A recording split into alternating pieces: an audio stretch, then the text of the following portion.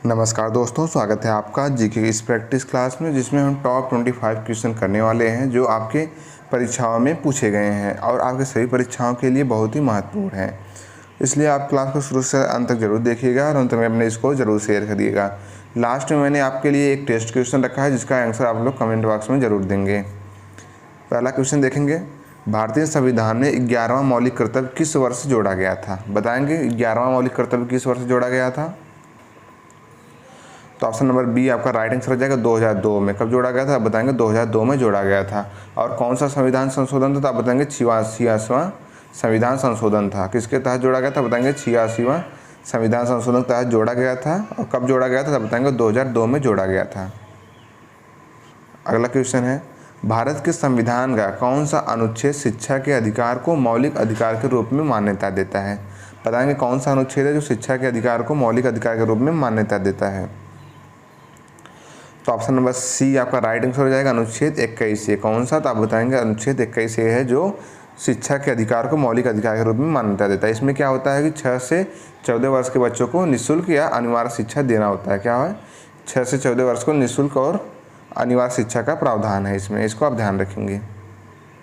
अगला क्वेश्चन है, निम्नलिखित में से किसे धर्मनिरपेक्ष राज्य कहा जाएगा? बताएंगे आपको किसे धर्मनिरपेक्ष राज्य कहा जाएगा? वह राज्य जो किसी विशेष धर्म का पालन करता हो, वह राज्य जो धर्म विरोधी है, वह राज्य जो धर्मों के बीच भेदभाव नहीं करता, वह राज्य जो सभी धर्मों के राज्य के धर्म के रूप में स्वीकार करता है। बताएंगे आप इसका सही आंसर कौन सा होगा? तो ऑप्शन नंबर डी आपका राइट आंसर हो जाएगा। कौन सा? तो आप बताएंगे डी आपका राइट आंसर हो जाएगा। वह राज्य जो सभी धर्मों को राज्य के धर्म के रूप में स्वीकार करता है।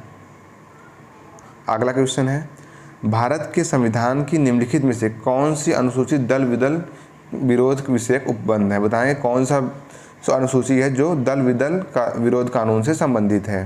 तो बताएंगे आप लोग इसका राइट आंसर कौन सा होगा?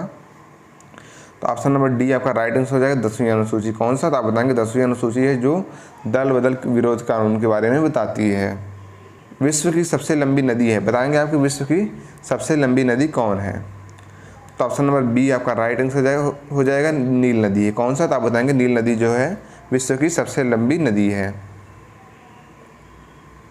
उत्तरी अमेरिका के शीतोष्ण घास के मैदान को कहा जाता है। बताएंगे कि जो उत्तरी अमेरिका है उसके शीतोष्ण घास का मैदान जो है उसको क्या कहा जाता है?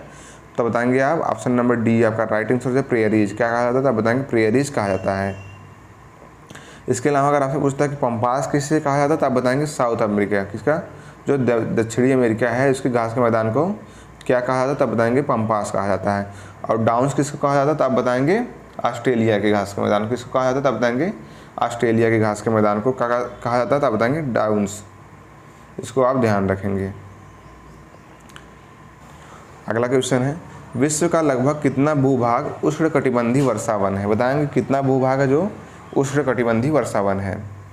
तो ऑप्शन नंबर बी आपका राइट आंसर हो जाएगा 7%। कितना है? तो आप बताएंगे 7% जो है तो उष्णकटिबंधीय वर्षावन है। इसको आप ध्यान रखेंगे। नेक्स्ट क्वेश्चन है, निम्नलिखित में से कौन सा महाद्वीप पृथ्वी के उत्तरी, दक्षिणी और पूर्वी पश्चिमी गोलार्ध में स्थित है? बताएंगे कौन सा महाद्वीप है जो उत्तरी, दक्षिणी और पूर्वी पश्चिमी गोलार्ध में स्थित है? तो ऑप्शन नंबर बी आपका राइट आंसर हो जाएगा अफ्रीका महाद्वीप है। कौन सा? तो आप बताएंगे अफ्रीका महाद्वीप है जो उत्तरी, दक्षिणी और पूर्वी पश्चिमी गोलार्ध में स्थित है। इसको आप ध्यान रखेंगे। विश्व का सबसे बड़ा डेल्टा कौन सा है? बताएंगे विश्व का सबसे बड़ा डेल्टा कौन सा है? ऑप्शन नंबर ए आपका राइट आंसर है सुंदरवन का डेल्टा। कौन सा? तो आप बताएंगे ऑप्शन नंबर ए आपका सुंदरवन का डेल्टा जो है विश्व का सबसे बड़ा डेल्टा है। अगला क्वेश्चन, मार्ले मिंटो सुधार बिल किस वर्ष में पारित किया गया? बताएंगे जो मार्ले मिंटो सुधार बिल है वो किस वर्ष में पारित किया गया? तो ऑप्शन नंबर डी आपका राइट आंसर हो जाएगा 1909 में पारित किया गया था। कब बताएंगे? तो आप बताएंगे 1909 में पारित किया गया था। भारतीय संविधान सभा की स्थापना कब हुई? बताएंगे भारतीय संविधान सभा जो है इसकी स्थापना कब हुई थी? ऑप्शन नंबर डी आपका राइट आंसर हो जाएगा 6 दिसंबर 1946 को। कब हुआ था? तो आप बताएंगे 6 दिसंबर 1946 को भारतीय संविधान सभा की स्थापना हुई। इसको आप ध्यान रखेंगे। इंडिका किसने लिखी है? बताएंगे जो इंडिका है इसको किसने लिखा है? तो ऑप्शन नंबर सी आपका राइट आंसर हो जाएगा मेगास्थनीज ने। किसने लिखा था? आप बताएंगे इंडिका को किसने लिखा था? आप बताएंगे मेगास्थनीज ने लिखा है। अर्थशास्त्र पुस्तक के रचयिता कौन है? बताएंगे जो अर्थशास्त्र पुस्तक है इसके रचयिता कौन है? तो ऑप्शन नंबर ए आपका राइट आंसर हो जाएगा कौटिल्य। कौन है? तो आप बताएंगे कौटिल्य जो है अर्थशास्त्र के रचयिता है। जिनको चाणक्य के नाम से भी जाना जाता था। क्या बताएंगे? चाणक्य के नाम से जाना जाता है। सातवाहन वंश का संस्थापक कौन था? बताएंगे आपकी सातवाहन वंश का संस्थापक कौन था? तो ऑप्शन नंबर सी आपका राइट आंसर हो जाएगा, सीमुक जो है। कौन है? सीमुक जो है सातवाहन वंश का संस्थापक था। अगला क्वेश्चन, किस अवधि में रामायण एवं महाभारत की रचना हुई? बताएंगे कौन सी अवधि है जिसमें रामायण एवं महाभारत की रचना हुई थी? तो ऑप्शन नंबर डी आपका राइट आंसर हो जाएगा, आर्य अवधि में। किसमें? आप बताएंगे आर्य अवधि में रामायण एवं महाभारत की रचना हुई। तो ऑप्शन नंबर डी आपका राइट आंसर हो जाएगा। अगला क्वेश्चन है, कर्नाटक संगीत का पितामह किसे कहा जाता है? बताएंगे आपकी कर्नाटक संगीत का पितामह किसे कहा जाता है? तो ऑप्शन नंबर सी आपका राइट आंसर हो जाएगा, पुरंदर दास। किसको कहा जाता है? तो आप बताएंगे पुरंदर दास को कर्नाटक संगीत का पितामह कहा जाता है। नेक्स्ट क्वेश्चन, मुगल वंश की स्थापना भारत में कब हुई? बताएंगे आपकी मुगल वंश की स्थापना भारत में कब हुई थी? तो ऑप्शन नंबर सी आपका राइट आंसर हो जाएगा, 1526 में। कब हुआ था? तो आप बताएंगे 1526 में मुगल वंश की स्थापना हुई। और किसने की? तो आप बताएंगे बाबर ने किया था। मुगल वंश की स्थापना किसने की? तो आप बताएंगे बाबर ने मुगल वंश की स्थापना की। और कब की? तो आप बताएंगे 1526 में की। शिवाजी के प्रशासन में पेशवा किसे कहा जाता था? बताएंगे शिवाजी के प्रशासन में पेशवा किसको कहा जाता था? तो ऑप्शन नंबर सी आपका राइट आंसर हो जाएगा, प्रधानमंत्री को। क्या किसको कहा जाता था? बताएंगे प्रधानमंत्री को पेशवा कहा जाता था। अगला क्वेश्चन है, नई आर्थिक नीति NEP का जन्मदाता कौन था? बताएंगे जो नई आर्थिक नीति है इसके जन्मदाता कौन थे? तो ऑप्शन नंबर सी आपका राइट आंसर हो जाएगा, लेनिन। कौन थे? तो आप बताएंगे लेनिन जो है नई आर्थिक नीति के जन्मदाता थे। इसको आप ध्यान रखेंगे। भारत में अंग्रेजी शिक्षा की शुरुआत किसने की? बताएंगे कि भारत में जो अंग्रेजी शिक्षा की शुरुआत है वो किसने की थी?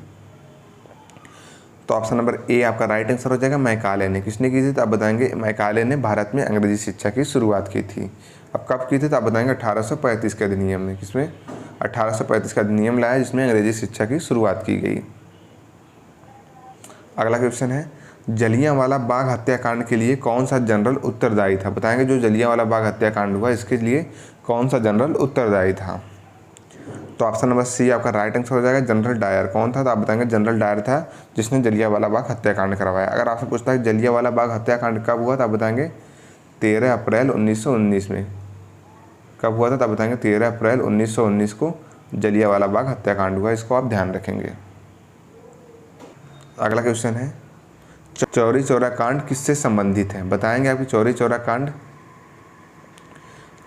कांड किससे संबंधित है? बताएंगे आपकी चौरी चौरा कांड जो है किससे संबंधित है?